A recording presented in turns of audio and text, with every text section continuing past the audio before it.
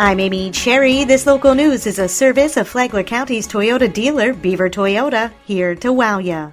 Schools won't reopen in Flagler County until August 24th. The school board voted 4-1 Tuesday to delay the start of school by 10 days to give educators and staff more time to prepare for a safe return amid the coronavirus pandemic. This will also give them time to undergo additional training on new safety measures. Still, though, Superintendent Kathy Middlestat says parents have 3 options. They can select full remote instruction, iFlagler virtual school, or a return to in-person instruction in the classroom. With our 3 learning options, one of them is the remote live. That's a new model that no district in the state of Florida has really rolled out to the point of DOE with that challenge, which I think is great in trying to be innovative. That framework we are working on now, and we will be prepared to have that training appropriately stood up for our teachers who are going to be assigned or voluntarily choose to do that remote live learning. She says staffing models will be adjusted to align with what families have selected.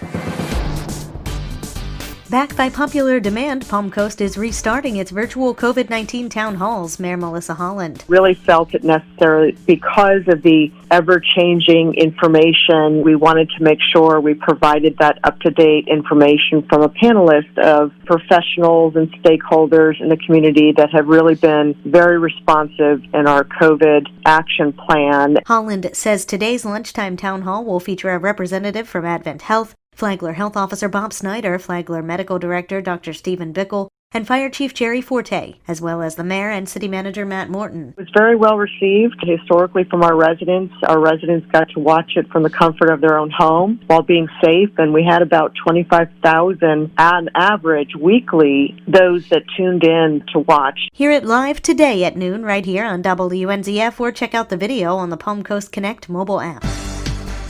Interviews are set next week for 3 candidates to fill an open seat on Palm Coast City Council. John Arking has more. On Tuesday, the Palm Coast City Council voted to interview 3 of the 4 candidates who applied to fill the District 2 seat left vacant after the resignation earlier this month by Jack Howell, who cited health reasons. Former Palm Coast Mayor John Netz, Information Technology Specialist Hung Hilton, and retired research scientist William Schreiber will be interviewed at the August 4th public meeting. Palm Coast Mayor Melissa Holland. I think what we've done in years past is we will have the other 2 candidates wait in the back room as one candidate is interviewed, not to show any favoritism or give the questions in advance, but rather an open interview. Does that sound okay? Absolutely. And you'll let them know. So 3-minute opening, 3-minute closing, and then expect questions in between. A proposal was made by Councilman Eddie Branchino to narrow the list of applicants to 1, presumably Netz because of his previous experience. But Councilman Bob Cuff said while that would certainly be an easy way to go forward, he wasn't sure it was necessarily the best way. As much as I'm tempted to just go with the tried and true,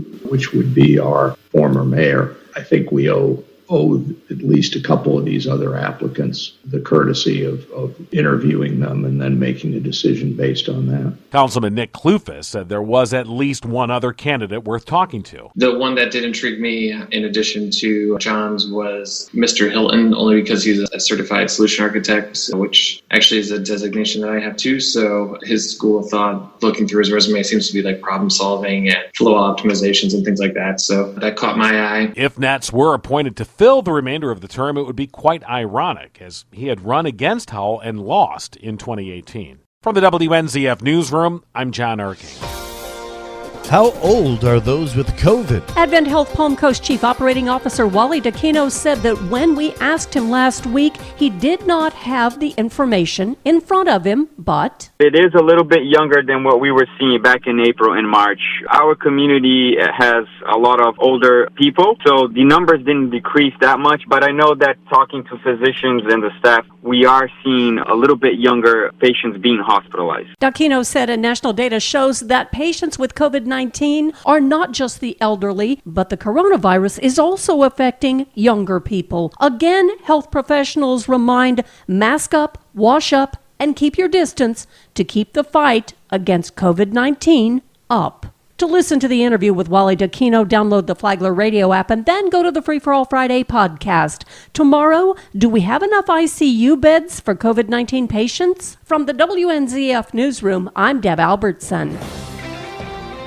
Sheriff's Department employees donate to the Florida Sheriff's Youth Ranches. Tony Magoo has the story. On Monday, Flagler County Sheriff Rick Staley was at the Sheriff's Summer Conference in Bonita Springs. Very proud of our employees that donated almost $20,000 to the Florida Sheriff's Youth Ranches. From January through June each year, the men and women of the Flagler County Sheriff's Office may choose to donate a portion of their paycheck to the youth ranches. The mission of the ranch is to prevent juvenile delinquency and develop strong, lawful, resilient, and productive citizens who will make a positive contribution to their communities for years to come. Sheriff, your people came up big this year, didn't they? So great job by all the employees. We have now donated almost $60,000 to the Florida Sheriff's Youth Ranches in 3 years. If you'd like to learn more about Florida Sheriff's Youth Association, visit their website at youthranches.org. For Flagler's Morning News, I'm Tony Magoo. And now you're up to date on Flagler's Morning News. I'm Amy Cherry.